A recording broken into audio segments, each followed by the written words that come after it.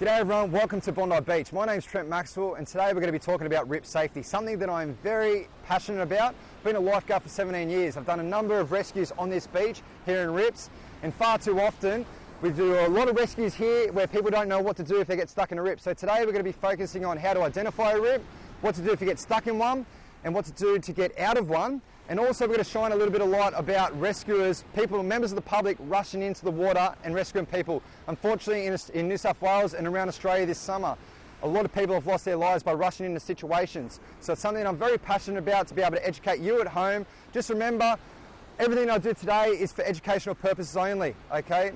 Do not ever swim in rips, do not go play around rips, always swim at patrol beaches where there's red and yellow flags. Today, it's all about learning, and I hope you learn a thing or two and it saves a few lives in the process. All right everyone, I'm just about to get ready to jump in the rip. It's very important to watch the water for at least 5 to 10 minutes before you jump in the water to know exactly where you're going to end up in the rip. So let's see where I end up, let's get into it.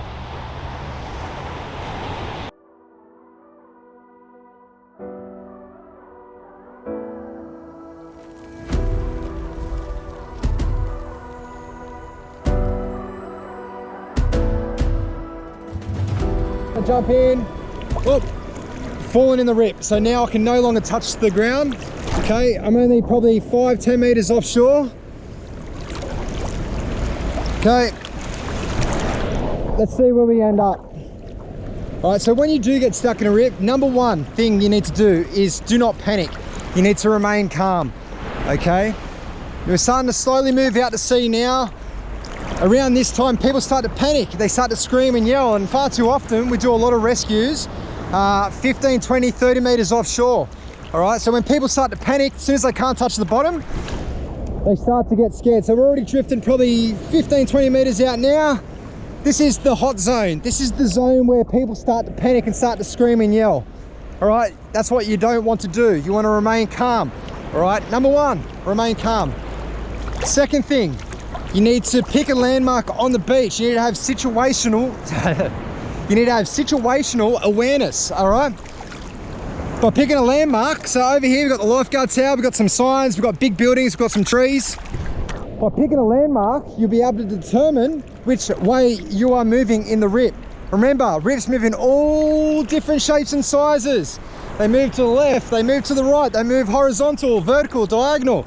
They move straight at, all different ways. So it's very important to know which way you're moving, all right? And then it gives you an option, fight or flight. So for fights, you'll be able to potentially, if you're a strong, good swimmer, you'll be able to swim over to where the sandbank is, where the waves are, where the energy and the momentum of the waves are gonna push you back to shore, all right? That's what you're gonna aim for. If you're a good, strong swimmer, aim for where the waves are. The energy and the momentum of the waves will push you back to shore.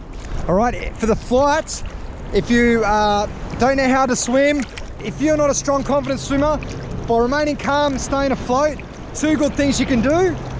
By doing that, you can raise your weaker hand to raise attention.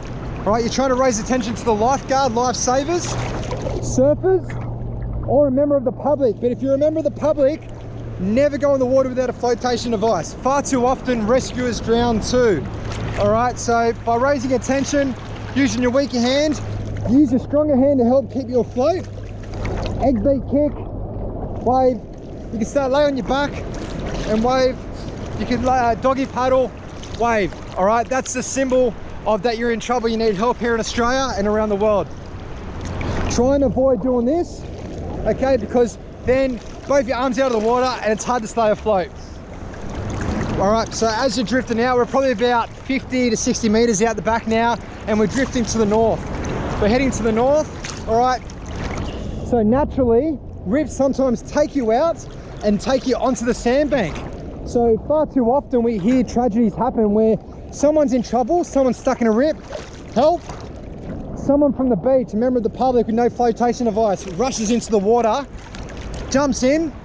By the time that person gets to you, you're already on the sandbank, potentially back to shore, and that person that's coming to rescue you drowns. And it happens all the time.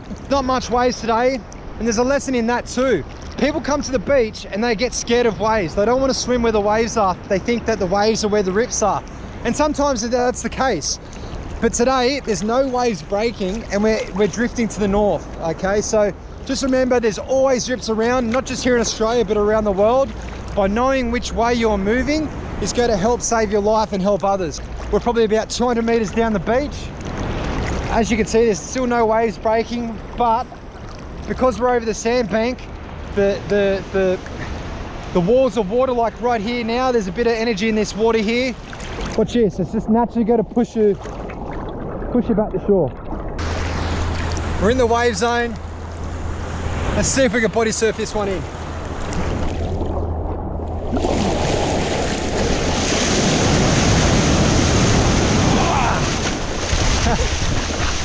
There you go, back to shore. Okay, take note, there's no waves breaking today, but there's still a rip there. Okay, I've gone from down here, out, drifted across, come in over the sandbank. All right, look how far away I am. Let's run back. There we go.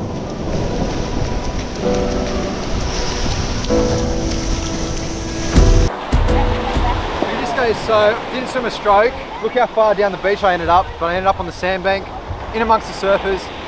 In that case, if I was struggling and panicking, one of the surfers could have potentially rescued me. A lifeguard here at Bondi would have come out and rescued me, or one of the members of the public would have come out with a flotation device to help me as well. All right, things we learned. Remain calm if you ever get stuck in a rip, okay? Number 2, situational awareness. Pick a landmark on the beach and determine which way you're moving. Rips move in all different shapes and sizes. 3, fight or flight. If you're a confident, strong swimmer, you'll be able to swim to where the sandbanks are, and the energy and the momentum of the waves will potentially bring you back to shore. But if you want to flight, you raise your weaker hand, stay afloat by staying on your back, doggy paddling, Ed beat kick, raise your weaker hand for attention for a surfer, a lifeguard, or a member of public with a flotation device to come and rescue you. I hope you enjoyed this video. Hope you learned a thing or two. Stay safe, and always remember, swim between the red and yellow flags.